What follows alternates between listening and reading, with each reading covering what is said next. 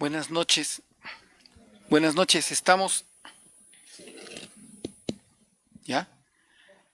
Bueno, estamos muy contentos de tener al maestro Casillas, Bernardo Jiménez Casillas, porque forma parte de la labor que está haciendo la Fonoteca Nacional para revalorar a los compositores mexicanos que lamentablemente son desconocidos. Eh, Esta sesión de escucha es una sesión de escucha muy especial porque se va a grabar y es muy probable que, digamos, un resumen de esta conferencia esté en la página de la Fonoteca Nacional, en la página de Musiteca próximamente. Maestro, bienvenido. Y también quería, por favor, muy particularmente al doctor Ruiz Esparza. Doctor, muchísimas gracias. El sobrino del maestro Arnulfo Miramontes, que nos acompaña. Maestro, de veras, doctor, muchísimas gracias por estar con nosotros. Señora, todos ustedes sean bienvenidos. Y bueno, pues, ¿qué nos puedes contar de Arnulfo Miramontes? Bueno, vamos a tener tiempo de sobra para esto. Muchas gracias por su asistencia a todos ustedes. Gracias a la Fonoteca por permitir conceder este tipo de espacios para compositores que, como bien decías, no son muy conocidos dentro del ámbito musical. Vamos a decir de una forma más práctica, porque en cierta medida sí hay algunos que se conocen pues a partir de libros, ¿no? En diccionarios de música, pero los mismos diccionarios, los mismos libros que se han publicado, se habla muy poco acerca de estas personalidades, incluidas el maestro Arnulfo Miramontes, y es por eso que pues la Fonoteca está empeñada en realizar este tipo de eventos. La sesión de escucha que vamos a tener, yo quise hacerla más bien como una forma de entre ponencia, entre sesión de escucha. Y creo que se fue el audio. ¿Se fue el audio? ¿No? ¿No? Ah, ok. La sesión de escucha que vamos a tener, yo quise como fantasmas. Ok, bueno, la sesión de escucha va a estar está diseñada para que ustedes puedan apreciar material visual proveniente del archivo particular de Héctor Luis Esparza Miramontes, el actual heredero de la obra musical y de los documentos personales del compositor. Y bueno, pues obviamente escuchar piezas orquestales principalmente, pero también pues obras para piano, una que otra. Ya poco a poco voy hablando de ello. La sesión de escucha más o menos va a durar 1 hora y media, entonces para que estén tranquilos, que estén un poco pensando en qué momento va a terminar finalmente esto, si ya les resulta un poco difícil. Y bueno, dicho eso, pues vamos a empezar. En un principio me gustaría hice una pequeña síntesis de lo que fue esta persona como músico para tener en cuenta biográficamente, pues, quién fue Arnulfo Miramontes. Y ya después hablaré acerca de sus obras. No va a ser hablar tan detalladamente con aspectos musicales, pues, porque es más bien un evento de difusión de su música.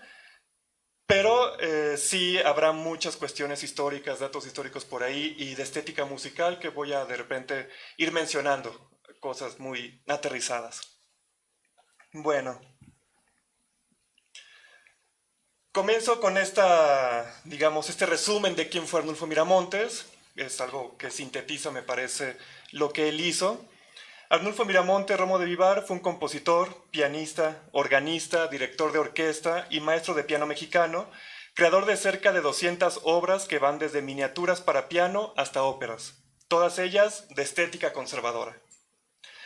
Originario de la pequeña localidad de Tala, Jalisco, Arnulfo Miramontes fue uno de los 11 hijos de Marcial Miramontes Flores, que era platero de profesión, y María Refugio Romo de Vivar López, de los cuales no se tiene conocimiento que tuvieran algún tipo de talento musical. Al morir Marcial, o sea, el papá, la familia decidió trasladarse a Aguascalientes por ahí de 1893, cuando el compositor tenía 11 años, 12, no sin antes haberse mudado a varias localidades de Jalisco, como Encarnación de Díaz, donde al parecer Miramontes comenzó sus estudios musicales con José Asíos, maestro de capilla de la iglesia de dicha entidad.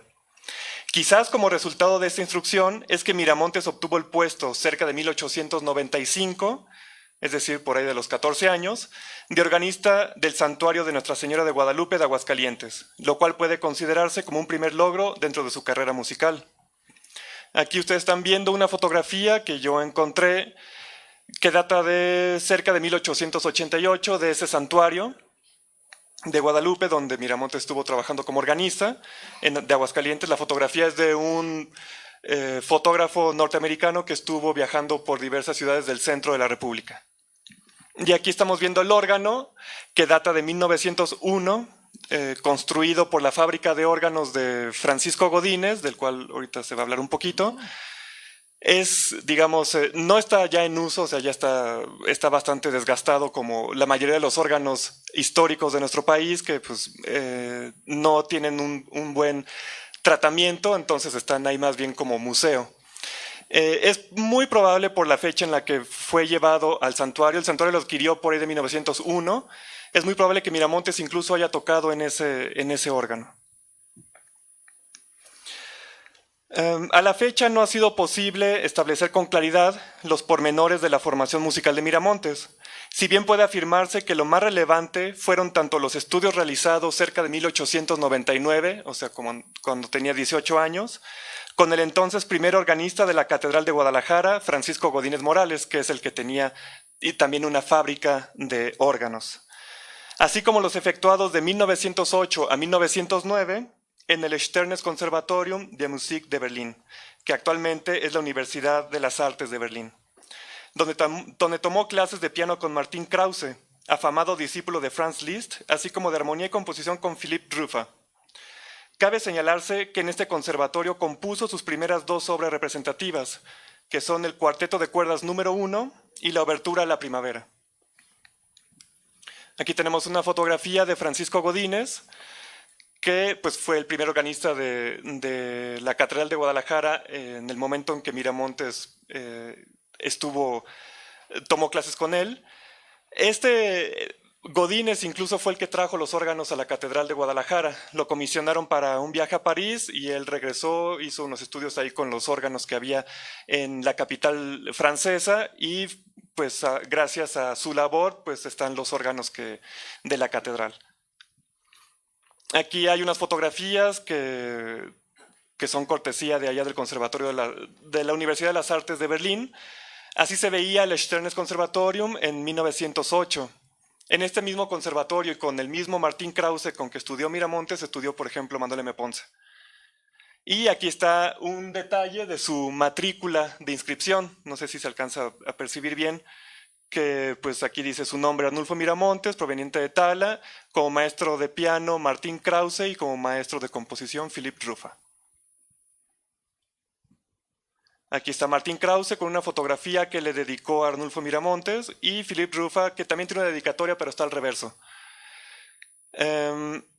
Esto, digamos, era una práctica común cuando los músicos se iban al extranjero, pues para que quedara una constancia de que habían estudiado con determinados maestros. No era como ahora tan organizado, sino que era una cuestión más personalizada, el irse a estudiar. Bueno.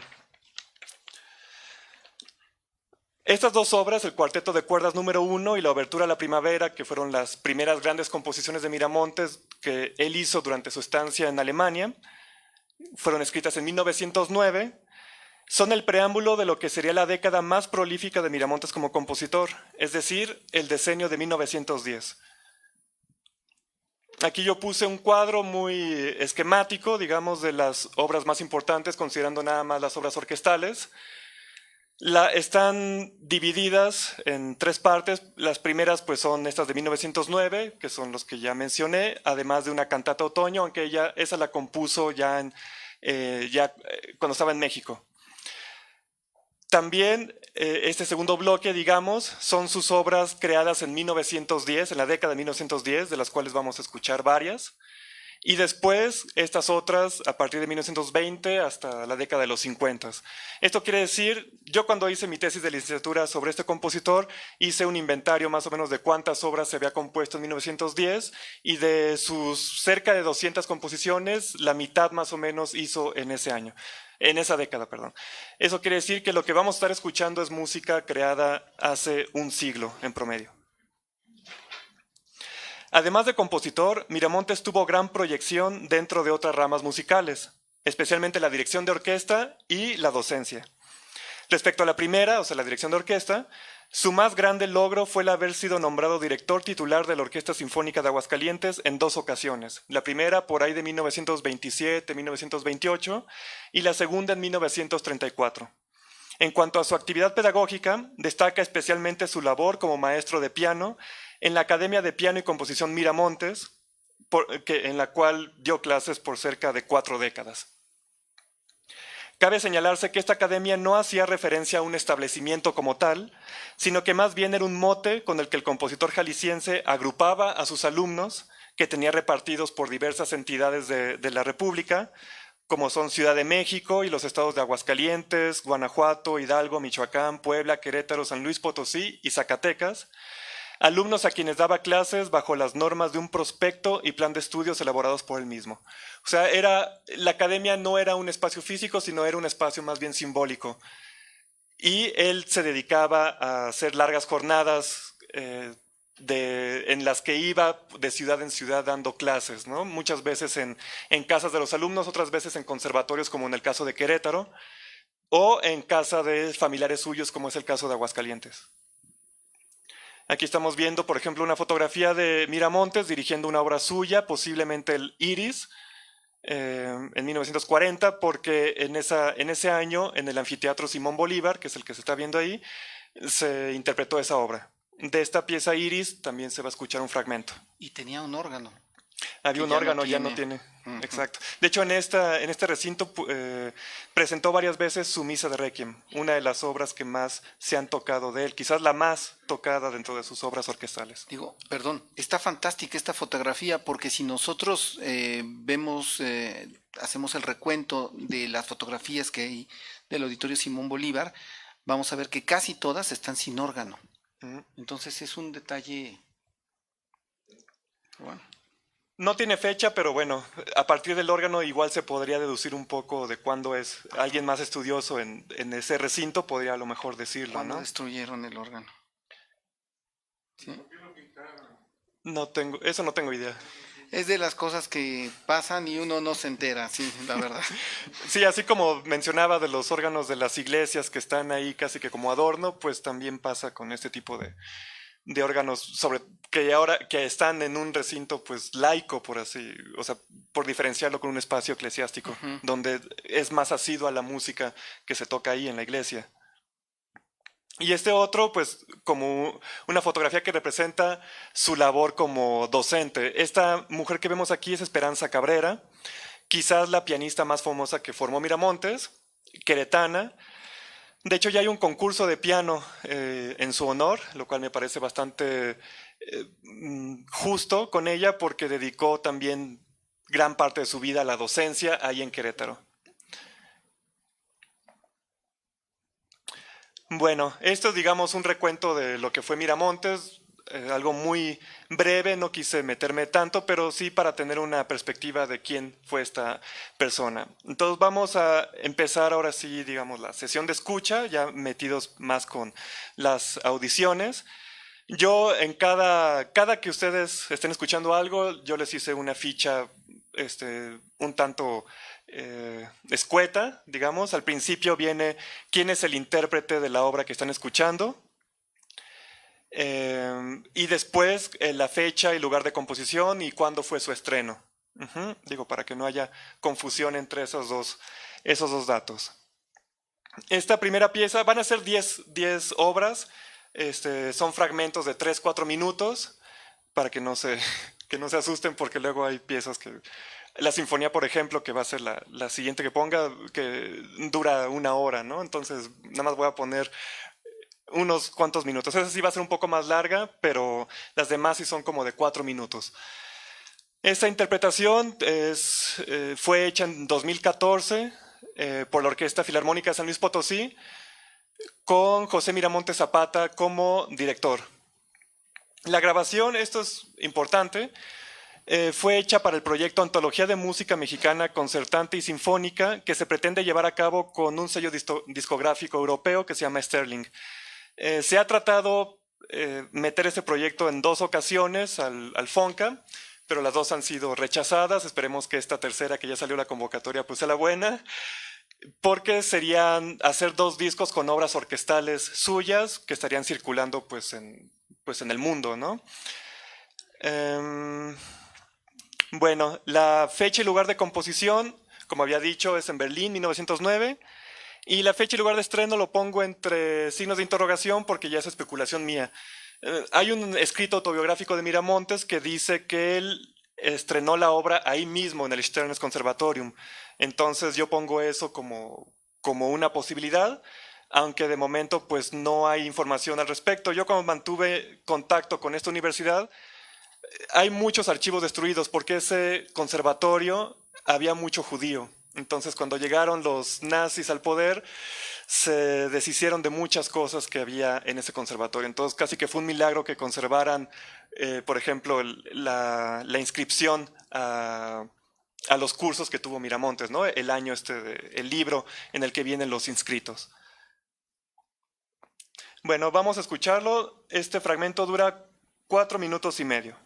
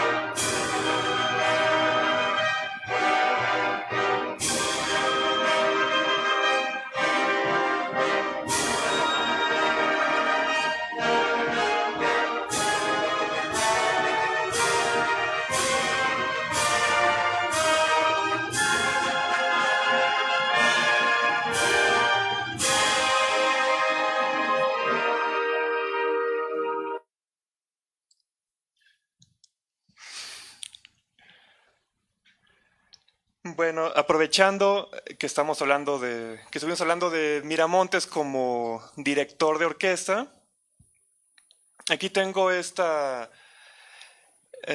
extracto de una entrevista que se le hizo a Fernando Soto García, que en 1991, cuando le hicieron la entrevista en Guadalajara, pues era director de la banda sinfónica de Aguascalientes, si no mal recuerdo. Y lo quise poner porque es la única, digamos, información pormenorizada de cómo era Miramontes como director de orquesta. Ciertamente hay reseñas en los periódicos de otros conciertos que él dio, pero pues son reseñas que dicen poco y a la vez mucho, o más bien mucho y a la vez nada, porque mencionan cosas como de una ágil batuta o no sé, alguien comprometido con su orquesta, cosas que pues no dicen mucho, es decir, lo dicen en otro contexto, pero esto lo está diciendo un músico que trabajó como parte de la orquesta que estaba dirigiendo Miramontes en un concierto. Recuerdo que durante un ensayo dirigido por el maestro Miramontes, durante más de 15 minutos, rectificó de una por una la posición de los dedos de los contrabajos sobre su instrumento hasta quedar satisfecho. Dese cuenta el temor que prevalecía en ese momento entre los demás ejecutantes. El oído musical del maestro Miramontes era sorprendente, fuera de lo común, y le permitía distinguir sin el más mínimo error el instrumentista que se había equivocado. Sin embargo, nunca se vio al maestro una muestra de enfado o de alteración. Era muy respetado, a tal grado que la mayoría de los instrumentistas de la orquesta sinfónica lo apreciábamos, lo admirábamos, pero por deferencia no nos acercábamos a él sin previa solicitud. Pasamos ahora a la Sinfonía número 1 en sol menor, específicamente un fragmento del segundo movimiento que está titulado como Coral Andante Religioso. Lo que vamos a escuchar data del 2015 por la Orquesta Filarmónica del Estado de Querétaro, teniendo como director invitado Cuauhtémoc Juárez. Cuauhtémoc Juárez es hijo de quien fuera uno de los discípulos de Miramontes en Querétaro, Gabriel Juárez. Él era organista, pues itinerante de muchas iglesias de Querétaro. Yo tuve la oportunidad de entrevistarlo cuando fue esta ocasión del reestreno de la sinfonía. Y pues bueno, varias cosas que me dijo me sirvieron como sustento para saber cómo era Miramontes como persona, cómo lo veían los discípulos y cómo impartía clases, lo cual pues yo creo que ya muy pocos pueden dar fe de ello. La obra en sí está dividida en 4 movimientos, como dije vamos a escuchar un fragmento del segundo. La obra se compuso por ahí de 1915 en Ciudad de México, esa es especulación mía. Y se estrenó el 14 de julio de 1916 en el Teatro Arbeu de la Ciudad de México, con la Orquesta Sinfónica Nacional de México, bajo la dirección de Miramontes. Comentar nada más que esta pieza tuvo otra representación de 1917 y después de eso ya nunca se volvió a representar. O sea, se dejó de tocar por 100 años. Antes de empezar con esta audición, puse 2 críticas a la obra. Una dice, es una obra de delicadeza y sentimiento, tiene una ternura singular y en muchos momentos nos llevó hasta el recogimiento religioso. Sentimos deseos de elevar nuestro espíritu hasta Dios.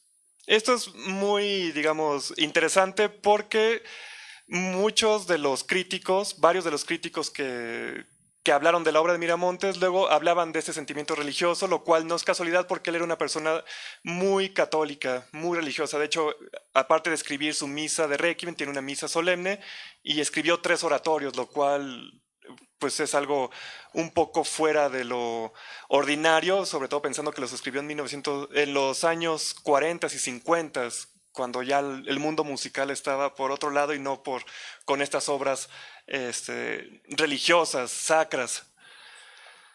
La otra crítica dice, la primera sinfonía en sol menor del maestro Miramontes nos ha revelado sus profundos conocimientos en la técnica de la orquesta y su elevada inspiración impregnada en los clásicos.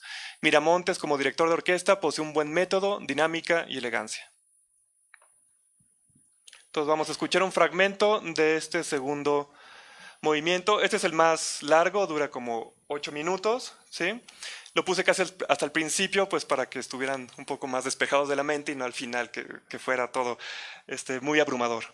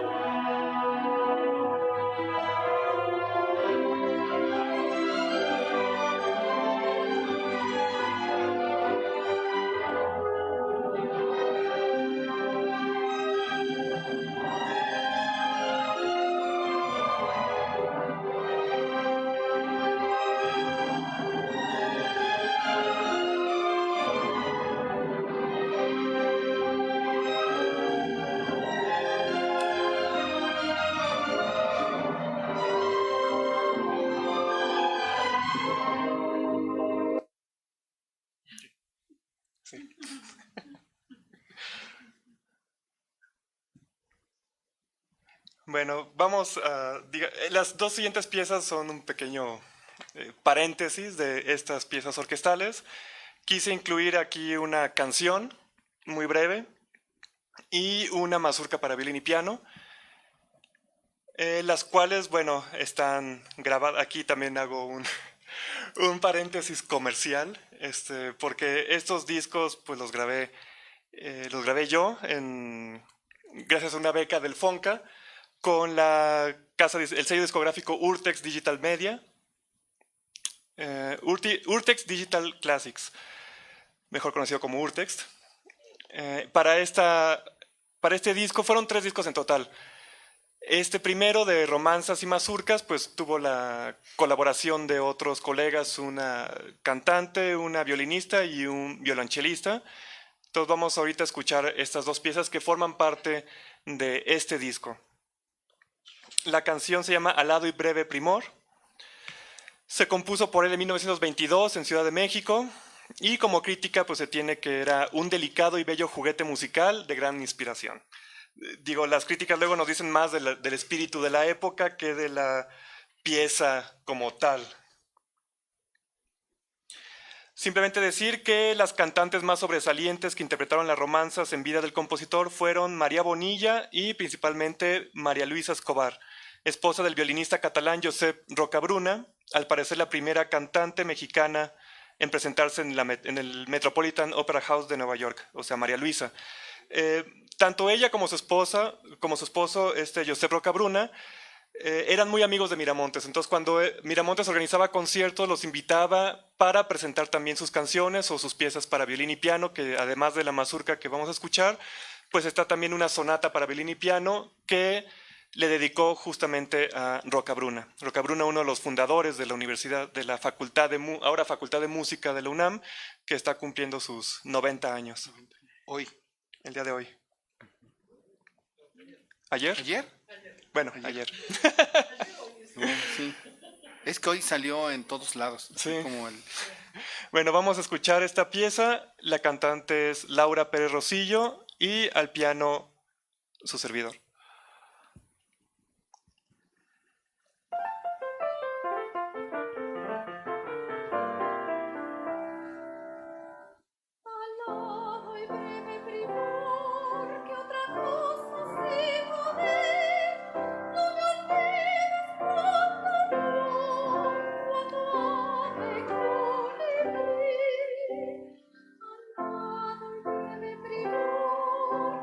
Cosa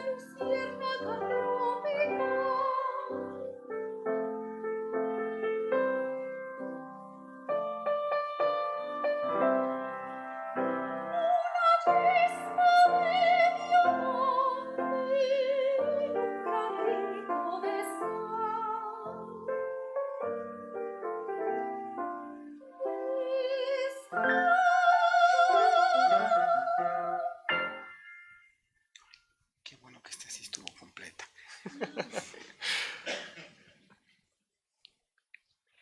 Bueno, pensé que ibas a comentar. No.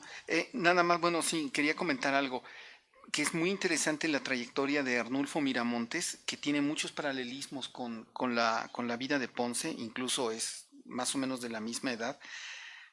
Digo, Ponce es de 1882 y que los dos estudiaron en el Conservatorio Stern de Berlín y los dos fueron alumnos de Martin Krause y que hay varios alumnos de Martin Krause mexicanos, también Antonio Gómez-Sanda. Ajá.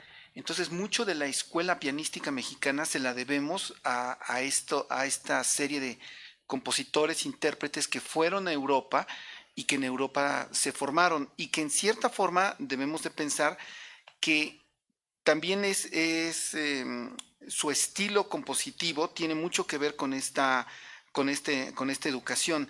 La idea por ejemplo, de Arnulfo Miramontes de hacer una sinfonía que, bueno, toda esta tradición alemana, como que las grandes formas son lo que es para ellos la gran música, ¿no? La sinfonía, el concierto, las sonatas, ya sean de piano, sonatas para violín y piano, que podemos ver que en otros compositores que no son de este estilo, conservadores formados en Europa, no tienden hacia este tipo de obras, como sería el caso de Carlos Chávez o de Silvestre Revueltas, que estudiaron en Estados Unidos y que van a obras mucho más cortas, más directas, con un lenguaje quizá podríamos decir más moderno, ¿no? Nada más como comentario. Ok, pasamos a la siguiente pieza, esta mazurca para violín y piano, que está incluida en este mismo disco. Bueno, antes, nada más mencionar que la mazurca es un género que Miramontes no podía obviar, dado su arraigo y popularidad entre la alta sociedad mexicana, incluso anterior al porfiriato. Pues parafraseando al célebre maestro de danza Domingo Ibarra, que vivió en el siglo XIX, este baile polaco era considerado en México como uno de los que más embellecían las diversiones por su majestad y elegancia, por la variedad de sus figuras y lo mesurado de sus movimientos. Las mazurcas eran frecuentemente interpretadas en los bailes de salón, expresión cultural de la oligarquía mexicana en donde se combinaba la distracción con el intercambio social, actividades que eran empapadas con comentarios banales o puntillosos sobre los acontecimientos políticos y culturales de la época. O sea, todos los compositores de la segunda mitad del siglo XX de la segunda mitad del siglo XIX compusieron sí o sí mazurcas. O sea, todos, hasta incluso principios del siglo XX, hay cualquier compositor que se respetara, pues escribía también un poquito para la alta sociedad o incluso para estratos un poco más mundanos, digamos, por esta cuestión de los bailes que eran muy socorridos dentro del porfiriato. La violinista es Erika Cano Magdaleno y al piano pues también estoy yo. Por ahí de 1914 su composición, aunque pues tampoco estoy seguro de ello.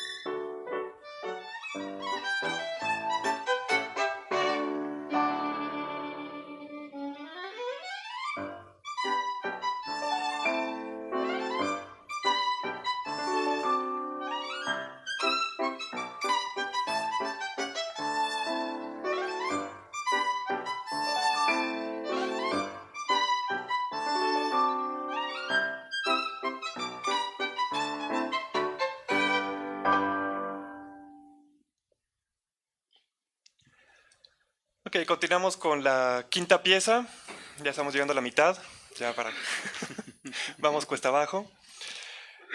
Bueno, la siguiente es Iris, un ballet sinfónico. Miramontes no dejó constancia de que fuera un ballet así con escenografía, pero se puede prestar bastante esta pieza porque cumple con lo que era denominado la música programática, es decir, estar inspirado en elementos extramusicales que después serían plasmados en música y que muchas veces tienen una guía para para saber qué es lo que se está escuchando, ¿no? Así como una especie de las notas al programa de los conciertos actuales que nos dan una idea de qué es lo que va a sonar. Aquí Miramontes hizo un texto en el cual estaba explicando cada uno de los colores que conforman Iris, que está escrita pues por motivo del arco iris, o sea, está dividida en siete movimientos, del cual vamos a escuchar el color verde, que hace referencia pues a esta cuestión del campo. La fecha y lugar de composición fue Aguascalientes en enero de 1926, en honor a los atardeceres de Aguascalientes, así literalmente. En ese mismo texto, Miramontes menciona que pues Aguascalientes era su tierra natal, ¿no? Su tierra de corazón, a pesar de que él había nacido en Jalisco. Su estreno fue el 3 de marzo de 1928 en el Teatro Morelos de Aguascalientes, con la Orquesta Sinfónica de Aguascalientes bajo su dirección. En ese año, 1928, Miramontes era director titular. Para ese entonces, la Orquesta Sinfónica de Aguascalientes se había reorganizado y digamos que el germen digamos, más auténtico de la actual orquesta sinfónica, hay que rastrearse a ese momento. O sea que Miramontes, también dentro de todo este movimiento cultural que existió en la capital hidrocálida, pues fue uno de los artífices pues de varias expresiones culturales, incluida la formación de la orquesta sinfónica de allá. Hay otras representaciones, como había dicho, en 1940 en el Anfiteatro Simón Bolívar o 1959 en el Palacio de Bellas Artes con la Orquesta Sinfónica Nacional por motivo de un festival que hubo en honor a compositores mexicanos. Allá en la década de los 50 pues estaba todavía el nacionalismo pues floreciente y había muchas actividades llevadas a cabo de forma institucional para los artistas mexicanos que pues tuvieran obra sinfónica. Antes de escuchar, aquí está la descripción hecha por Miramontes de este color verde, que dice: lejanía en un campo lleno de verdor en pleno estío. Estío perfecto en el cual se presiente el vuelo nupcial de la abeja reina. Los cálices melíferos se abren plenos de olor y las linfas corren con rumor sonoro perfumadas con el aroma de las hierbas cordiales. A lo lejos se oye el tranquilo canto de un pastor. Después, el eco del canto interrumpido por una algarabía juvenil que se aproxima desbordante de vitalidad. Se inicia una fiesta campestre en la cual danzan alegremente las jóvenes coronadas de flores y los mozos que las acompañan. Todo es como la campiña, alegre y desbordante de vida. Vamos a escuchar entonces este cuarto número verde. Son como 3 minutos, 3 minutos y medio.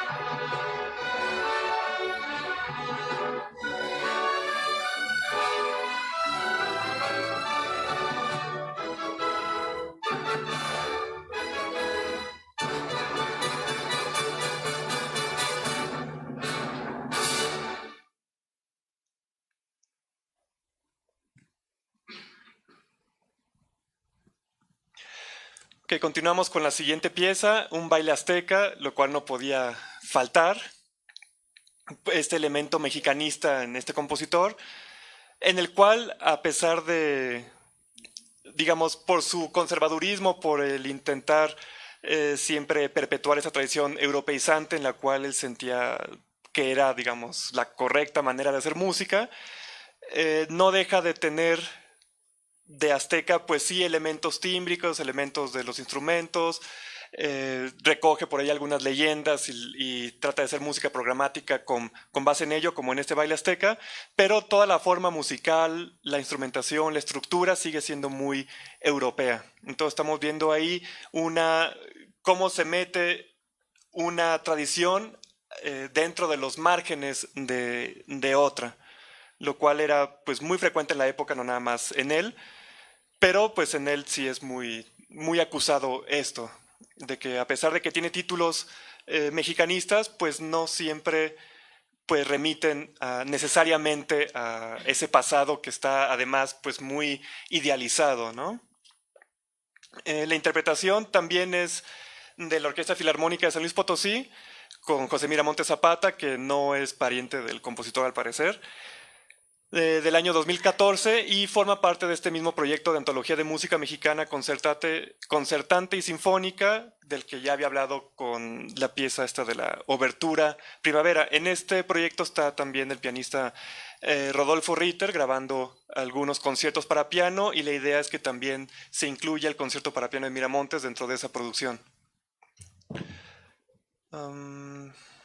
La composición, pues por ahí de 1918, aunque se estrenó hasta 1934 por el mismo Miramontes en Aguascalientes, cuando volvió a ser director titular de dicha orquesta. La obra está dedicada a la bailarina rusa Norka Ruskaya, la cual fue una de estas bailarinas famosas de finales de la década del 10, como Isadora Duncan, que visitó aquí, México, entre otras. Y bueno, Norka Ruskaya pues era bastante particular porque ella venía de... Al final no se representó esta obra. Miramontes se la dedicó especialmente a su visita, o sea, cuando ella iba a estar aquí, pues Norka Ruskaya, si ustedes buscan fotografías de ella, hizo varias representaciones de obras mexicanas, pues con elementos muy mexicanistas, pero al final no se pudo llevar a cabo, al parecer porque tuvo que salir del país por alguna razón que no estaba planeada.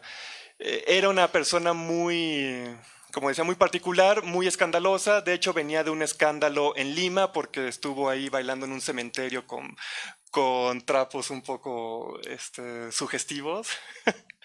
Y viene aquí a México y pues trata de hacer toda esta onda mexicanista. Por ahí más o menos hace alguna que otra representación. De hecho, sí hizo coreografía para una obra de... Flacheva o Castillo, no recuerdo el apellido ahora mismo, pero sí había un compositor del cual sí interpretó dancísticamente su pieza. La obra está inspirada, según Miramontes, en una leyenda prehispánica que tiene que ver con los celos y la venganza, pues trata del castigo que un emperador azteca impuso a Malitl por haberle ella despreciado su amor, ya que esta doncella estaba enamorada de uno de los vasallos del emperador. El castigo consistió en que Malitl debía bailar sobre el pecho de su amado, cosa que ella hace de forma delicada para no lastimarlo. El emperador se da cuenta de ello y ordena que se acelere el tempo de la obra, con lo cual Malitl termina por herir y finalmente matar a su amado. Bueno, vamos a escuchar esta interpretación, un fragmento nada más.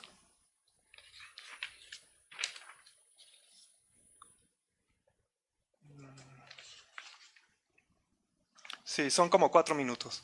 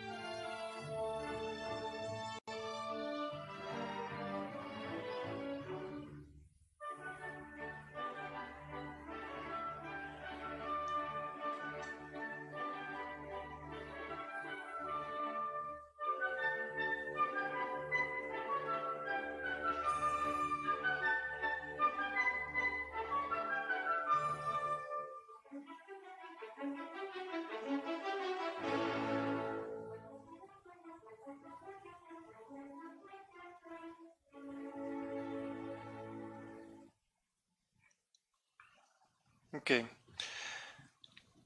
Pasamos a un pequeño paréntesis que también voy a hacer antes de las últimas dos obras orquestales con las que cerraríamos. Voy a poner dos piezas para piano y acerca de las cuales, bueno, me permite decir que Miramontes no llegó a tener una prolífica carrera como intérprete de piano, como demuestran los pocos registros que se tienen acerca de su actividad como concertista de dicho instrumento. Estos documentos también hacen ver que su repertorio estaba conformado especialmente por obras de Franz Liszt y de él mismo. De hecho, a partir de la década de 1920, únicamente interpretaría piezas de su autoría, o sea, del mismo Miramontes. El primer concierto que tiene puras obras integradas por este compositor fue de 1921 en el Teatro Ideal de la Ciudad de México, y a partir de ahí el resto de su vida nada más se dedicaría a interpretar obras suyas, no nada más para piano, sino también le intercambiaba por ahí alguna que otra canción, alguna pieza de música de cámara, con esta intención pues de dar a conocer su música. Este programa es, junto con otro también de 1930, es el único del que al menos yo tengo conocimiento. Miramontes interpretó solamente piezas suyas, pero de piano. O sea, dije hace rato que había varios géneros en estos conciertos, pero como concierto para piano solo, solamente hubo dos. Y, por ejemplo, este es uno de ellos, en 1930, en el Anfiteatro Simón Bolívar. Al parecer tenía muy buena relación ahí con la burocracia de aquel entonces, porque gran parte de sus conciertos, pues ahí los realizó. Entre ellos también con el coro Bach, con los cuales interpretó su misa de Requiem, del cual vamos a escuchar también un fragmento.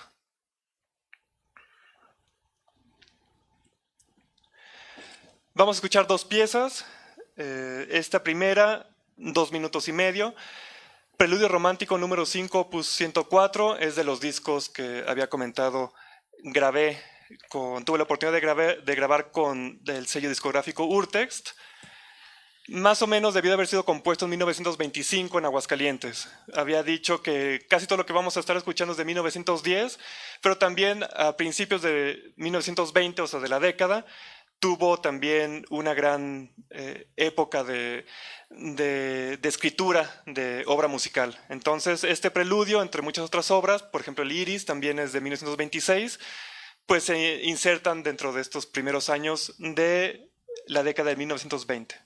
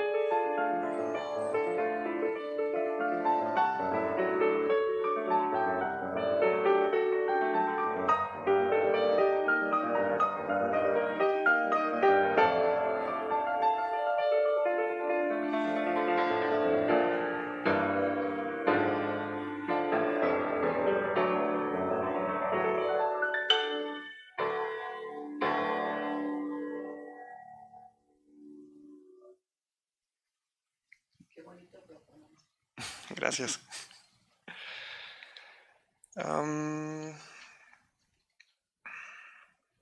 Sus críticas como intérprete, una que otra voy a poner.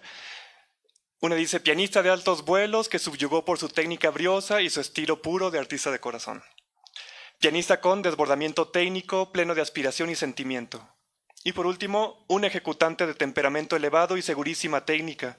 Los aplausos que coronaron a la ejecución de cada una de las obras fue un testimonio de la satisfacción del auditorio, que supo comprender la sana labor del ejecutante, quien interpretó cada obra, conocida o desconocida, con toda propiedad. La otra pieza para piano que voy a poner es una mazurca estudio. La mazurca pues ya vimos que es algo muy recurrente en esa época y el estudio también viene de una tradición pues muy, bueno, desde antes del romanticismo, aunque en el romanticismo se hizo el estudio como más una obra artística, además de una obra para vencer una determinada dificultad técnica. En esta pieza la dificultad técnica son las notas repetidas, entonces ustedes van a escuchar, no al principio, sino conforme se va desarrollando, cómo se van haciendo grupos de tres, ta, ta, ta, ta, ta, ta, ta, ta, ta, ta, ta, con las notas que componen este estudio. La obra se compuso en 1925 en Aguascalientes.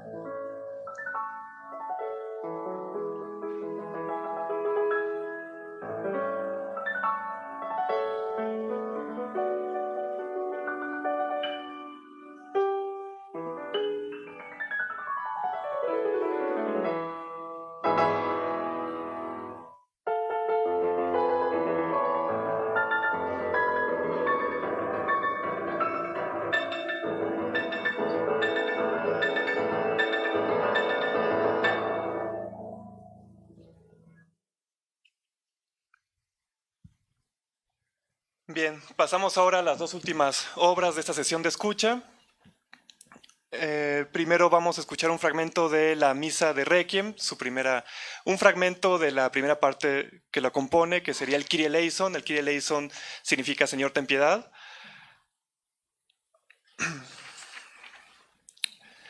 La fecha y lugar de composición es el 20 de diciembre de 1912 en Aguascalientes. Fue compuesta en honor al primer aniversario de la muerte de su mamá, con la cual pues al parecer tenía un gran grado de pues, afectividad, porque pues le escribió toda una misa. Y pues bueno, fue una obra que, como había dicho en un principio, fue quizás la pieza que más se interpretó dentro de las obras orquestales de este compositor. Como crítica a la obra, pongo esta de Juan Diego III, un emérito de la Facultad de Música, también ya de hace tiempo. Muy pocos mexicanos han abordado con éxito el género de la música religiosa. El maestro Miramontes cuenta en su haber con este hermoso requiem para solos, coro, orquesta de cuerda y órgano. El público que asistió quedó gratamente impresionado con los bellos trozos que esmaltan la obra, como por ejemplo el fugado de Kyrie, diversos fragmentos de la secuencia, el Sanctus y el Benedictus. La fluidez con que están escritas tanto las partes del coro como las de los solistas, orquesta y órgano dan un resultado sonoro rotundo y rico.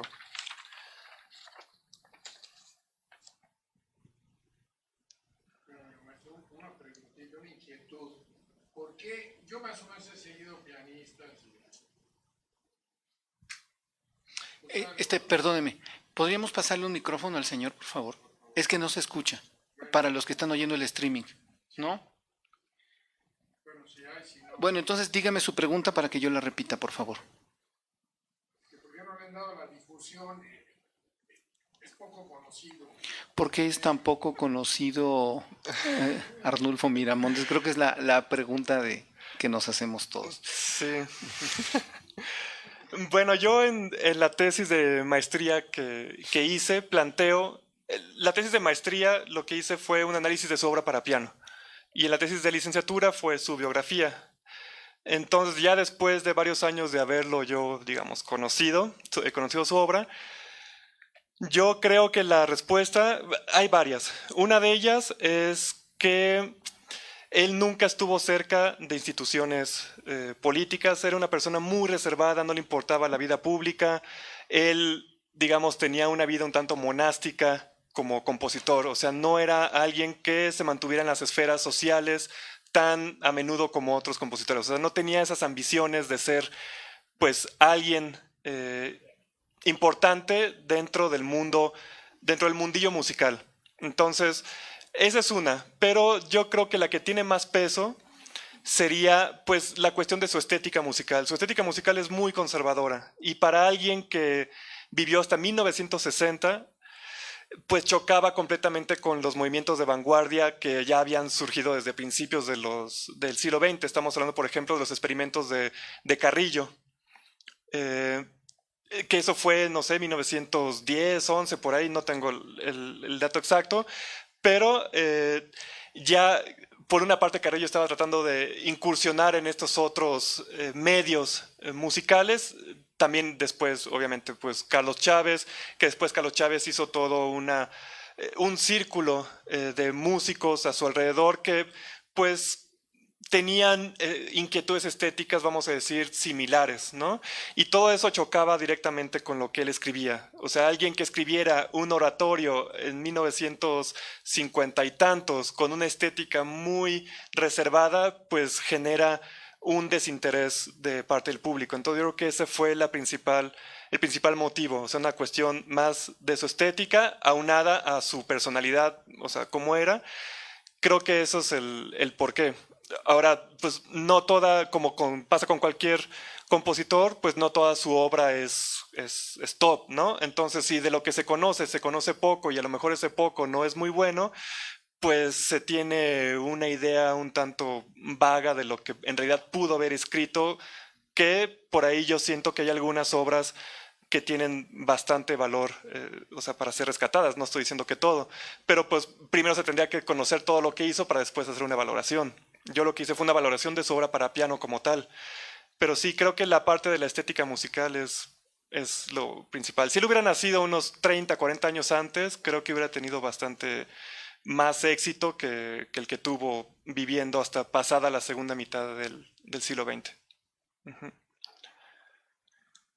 Ok, voy a poner este fragmento del Kyrie, interpretado por el coro de madrigalistas y una orquesta formada para la ocasión en el Munal por el director Rodrigo Elorduy en marzo de 2015.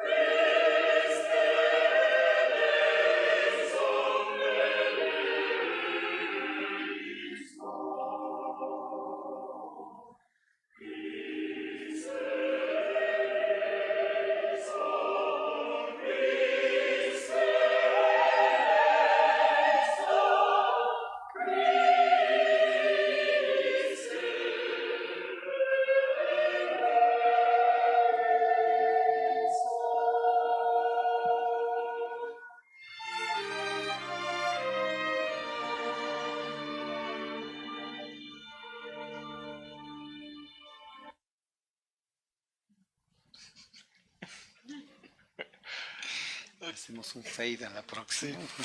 Lo siento. Ok, y bueno, para concluir esta sesión de escucha, para que nos quedemos con esa impresión tan fúnebre, algo un poco más alegre, justamente allegro scherzando. Scherzando en italiano pues es bromeando, entonces es una pieza pues mucho más vital.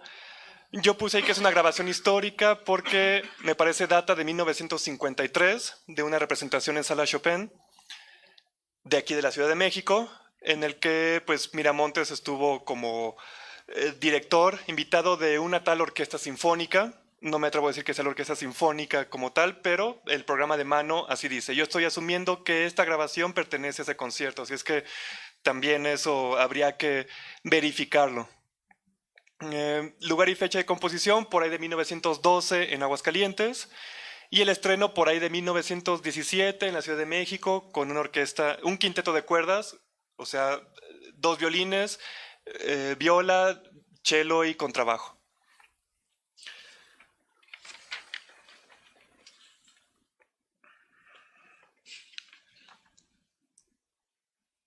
Sí, vamos a escucharla y al final hago pues una pequeña conclusión.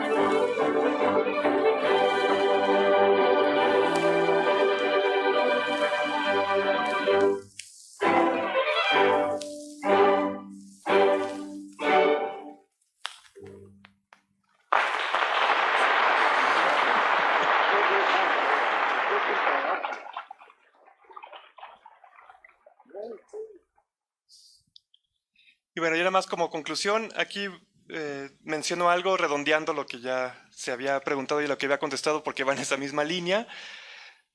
Voy a utilizar aquí algunos términos musicales porque me parece importante para aquellas personas que son músicos y que puedan entender, digo, hablando pues un idioma un poco más especializado para adentrarse un poco más en lo que significa la obra de este compositor. Adentrándonos en su estilo musical, se ha de mencionar que Miramontes fue un compositor de estética y principios conservadores con los cuales fue coherente a lo largo de toda su vida.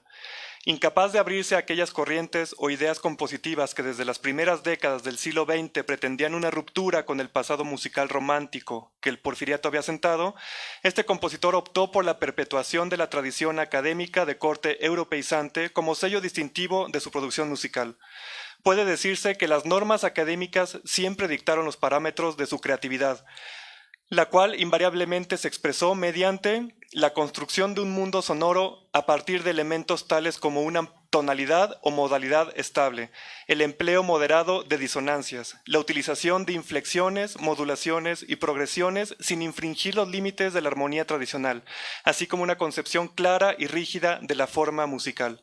Fue justamente este conservadurismo en su escritura una de las razones por la que la obra de Miramontes cayó en un paulatino olvido, al ser su legado musical el reflejo de un compositor que insistió en perpetuar un ideal estético que había sido superado por la contemporaneidad, la cual observaba con indiferencia o recelo.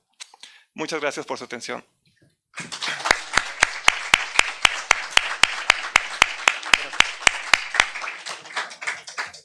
Bueno, yo quisiera decir antes de despedirme que todos estos proyectos, como el del maestro Bernardo Jiménez Casillas, son proyectos verdaderamente difíciles de mucho tiempo y que deben de apoyarse. Y la mejor forma de apoyarlos es en el momento en el que si el maestro trae unos discos, pues adquirirlos o adquirirlos en las tiendas, porque esto va a dar la posibilidad. Digo, al maestro le da risa, pero es totalmente cierto. Esto da la posibilidad de que se puedan generar nuevos proyectos. Lamentablemente el disco ya va de salida y nosotros estamos siempre pendientes a los medios digitales que nos salen más baratos, ¿no? Pero créanmelo, es muy importante este tipo de apoyo que además nos beneficia porque un disco no se compara con tener algo por la red. ¿Mm? Bueno, el maestro los trae, los discos van a estar aquí afuera, que por cierto yo ya quiero el mío, Okay. Es que me falta uno, yo ya los tengo todos, menos uno. Pero bueno, quisiera también antes de despedirme, por favor, pedir un aplauso para el equipo técnico que siempre nos apoya, que se quedan.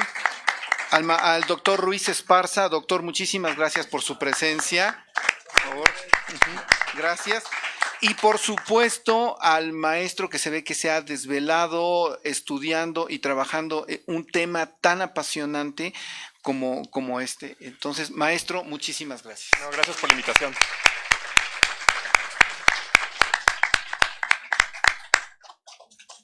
Bueno, Pues ya. concluimos. Muchas gracias. Pero querían hacer una pregunta. El problema con las preguntas es que tiene que ser muy corta, por favor, y yo la tengo que repetir para que se vea en el streaming. A ver. Okay.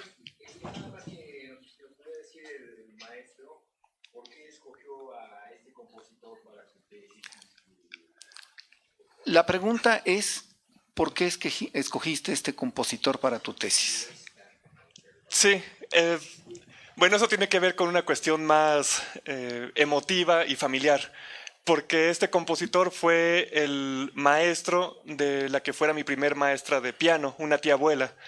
Entonces, cuando yo estudiaba con ella, pues luego nos ponía piezas de él. Y cuando ya yo vine aquí, yo soy de Aguascalientes, entonces cuando me vine aquí a la Ciudad de México a estudiar la carrera, me di cuenta pues que no se conocía, que, o sea, para mí era algo como muy común escuchar de él, pero en realidad era alguien que pues por ahí andaba, ¿no? Así es que pues yo como ahora sí, un homenaje en parte a mi tía, y pues Aguascalientes, o sea, una parte también como de este rescate del terruño, parte pues sí, de la herencia cultural que tiene Aguascalientes, pues decidí hacer una tesis de licenciatura sobre su vida, o sea, su biografía.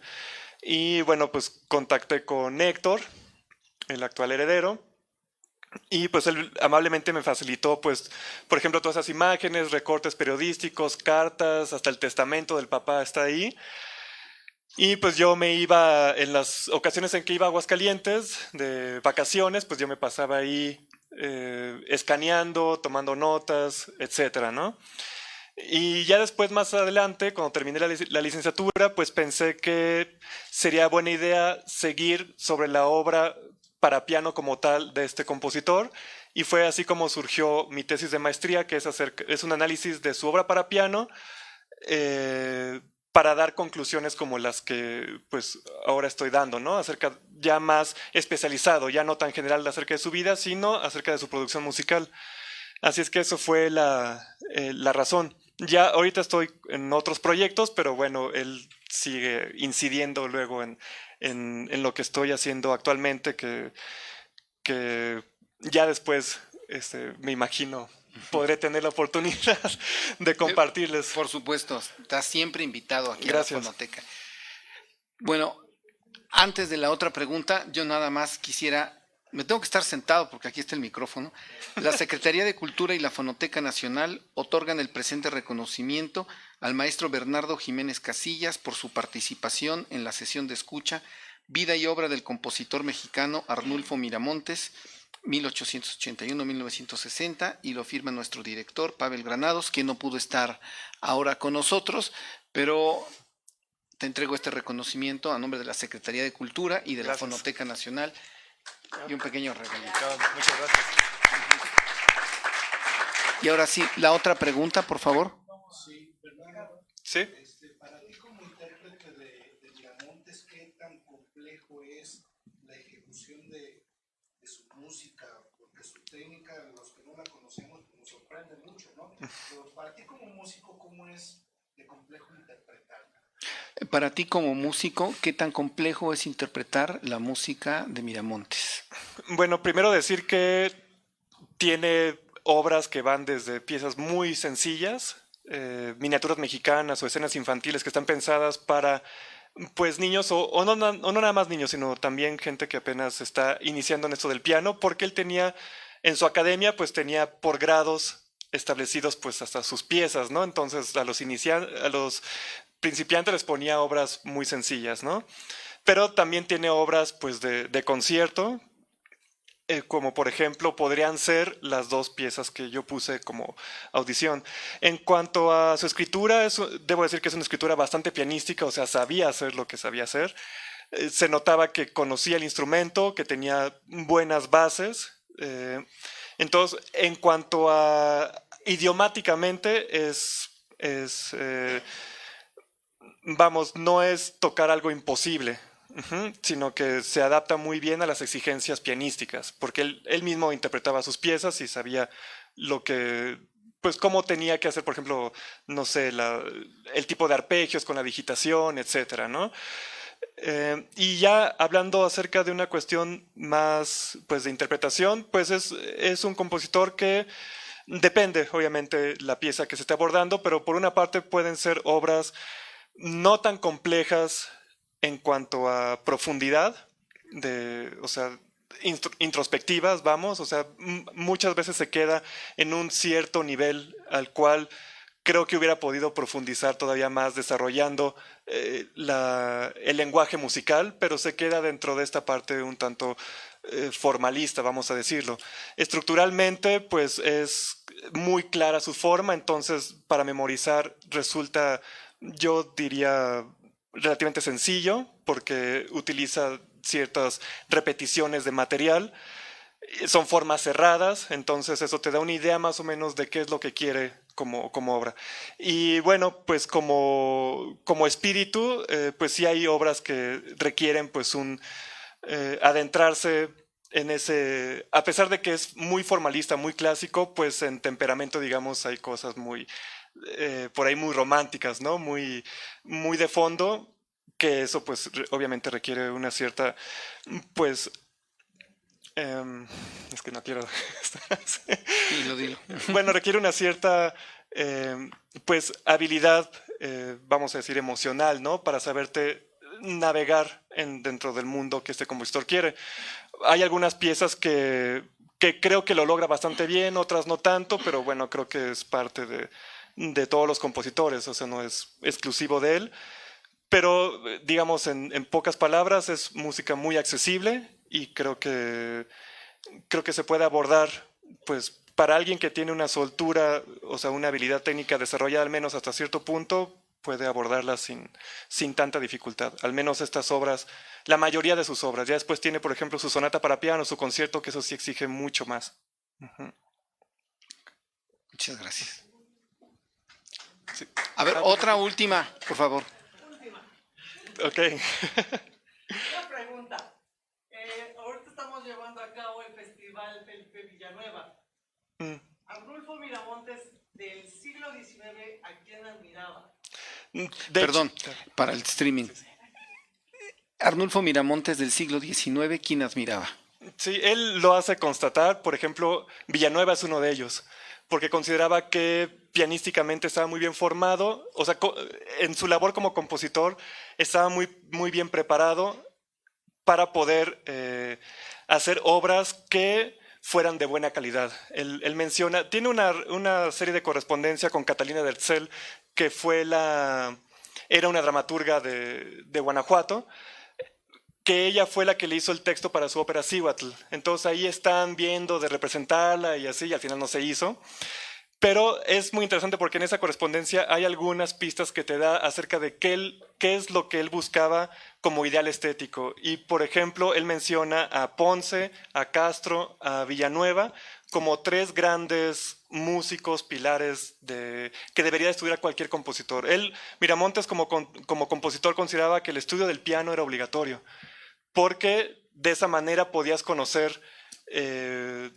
pues ahora sí que, no nada más para el compositor, para todos los intérpretes. Él menciona también que los cantantes deberían de aprender, de saber piano, pues porque en algún momento tenían que acompañar a sus alumnos. El pianista ni se diga. Otros instrumentistas, pues la reducción a orquesta, pues es para piano, siempre. Sí, sí, no. Y bueno, pues él viene mucho de esa tradición del intérprete, compositor, pianista, ¿no? Que es herencia del siglo XIX. Así es que eso, de ahorita de los que recuerdo, ellos tres. Campa, me parece, era otro maestro al que admiraba mucho. Tercero, Juan Diego Tercero. Ahorita no recuerdo quién más, pero compositor, ellos tres, Ponce, Villanueva y Castro. Eran así como pilares. Él considera que están muy bien formados como músicos. Es uno de los representantes más importantes de México. Sí, sí, y él estaba de acuerdo completamente. Ricardo. Sí. Muchas gracias.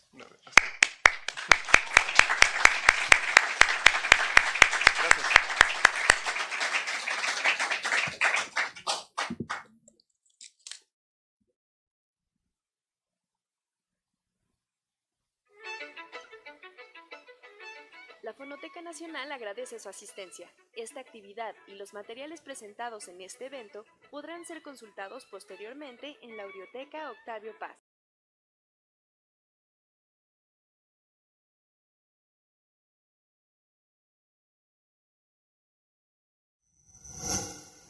Gobierno de México.